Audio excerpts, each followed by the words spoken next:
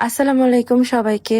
গতকাল থেকে এই গ্রুপে ছবি পোস্ট করছি, তারপরেও মন মানছে না। মন চাইছে তোমাদের সাথে একটু গল্প করি, কমেন্ট আদান প্রদান করি। তো অসুস্থতার কারণে ভিডিও দিতে পারছিলাম না, তাই ভাবলাম যে আমার বাগানটা একটু ঘুরে ঘুরে দেখায় আর বাগানের কোন জায়গায় কিভাবে কোন জিনিস রাখা আছে একটু ডিটেইলে বলি। তো আমার বারান্দাটা সব মিলিয়ে 2 ফিটের সামান্য একটু বেশি হতে পারে, লম্বার দিক দিয়ে প্রায় 9 ফিট মতো। তো কোনো জায়গা কোনো স্পেস ফাঁকা নেই, আমি এমন ভাবে গাছ রেখেছি। আজকে দেখাবো কিভাবে কোন সিস্টেমে গাছ রাখা আছে আমার। এ সাইডটা হচ্ছে হাতের বাম সাইড, মানে রোদের পরিমাণ এ সাইডে অনেক বেশি থাকে, এই জন্য এই জায়গাটাতে মানে এই কর্নারে বাগান বিলাসটা রেখেছি। আর আমার পছন্দের বাগান বিলাসটা রোদ পাওয়ার কারণেও প্রচুর ফুল দেয়। একজন আপু আমাকে বলেছিল যে আপু এখনই বাগান বিলাসটাকে হার্ড প্রুনিং করে দেন, দেখবেন শীতে প্রচুর পরিমাণে ফুল আসবে। তো হার্ড প্রুনিং করিনি, তবে ডালগুলো সম্পূর্ণ ছেটে দিয়েছি। ছেটে দেওয়ার পরে সারও দিয়েছি।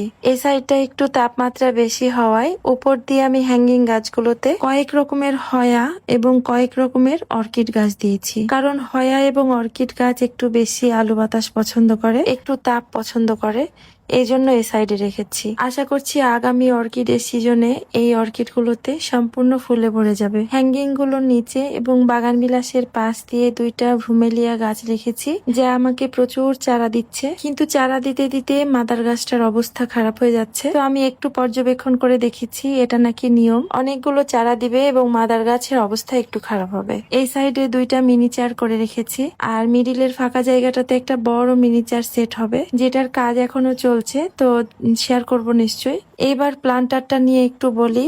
প্লান্টারটা আমার রুমের মধ্যে ছিল, এইটা এখানে বের করার যথাযথ কারণ আছে, কিন্তু প্রথমে আমি আমার রুমেই সেট করেছিলাম এই কর্নারটাতে রাখার জন্য, কিন্তু রুমে সবসময় এসি চলে, আর এসির কারণে গাছে প্রচুর ফাঙ্গাস অ্যাটাক করেছিল। ছত্রাকের কারণে গাছগুলো প্রায় মারাই যাচ্ছিল, তো ভাবলাম যে বাইরে করে দিই প্লান্টার, তাতে আমার ভালোই সুবিধা হয়েছে। বাইরে রাখাতে বড় বড় গাছগুলো প্লান্টারে রাখতে পারি, এখানে দেখতেও ভালো লাগছে মাশাআল্লাহ।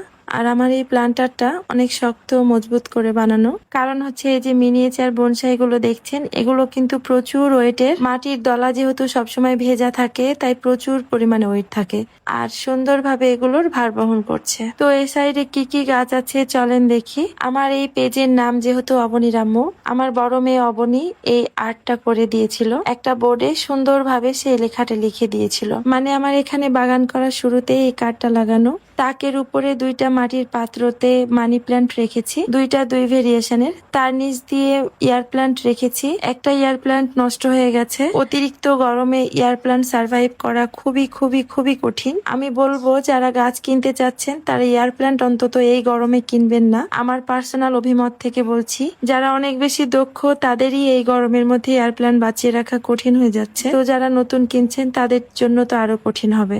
এই যে মিডিল পোর্শনটা দেখছেন, এই মিডিলের অংশটা আমি ওই যে বাঁশের পর্দা জড়ো করে রেখেছি। তার একটা কারণ আছে, সেটা হচ্ছে এই সাইডে সাকুলেন্ট এবং ক্যাকটাস গাছ লাগানো আছে। এই গাছগুলো একটু রোদ পছন্দ করে, রোদে রাখলে তারা অনেক বেশি ভালো থাকে, গ্রো করে। রোদ ছাড়া রাখলে ছত্রাকে আক্রমণ করে। তার নিচে মিনি পুকুরটা দিয়েছি, যেটা আমি পরে দেখাচ্ছি আপনাদের। হাতের ডান পাশে কর্নারে লিপস্টিক অর্কিডটা রেখেছি, তার নিচে রেখেছি মিনিডেন অর্কিড, আর এই পাশ জুড়ে সম্পূর্ণ ইনডোর প্লান্ট। উজ্জ্বল আলো এবং ঠান্ডা স্থানে একটু থাকতে পছন্দ করে, এই জন্য পার্মানেন্টলি বাঁশের পর্দাটা এখানে দিয়েই রেখে দিয়েছি, এটা উঠানো হয় না।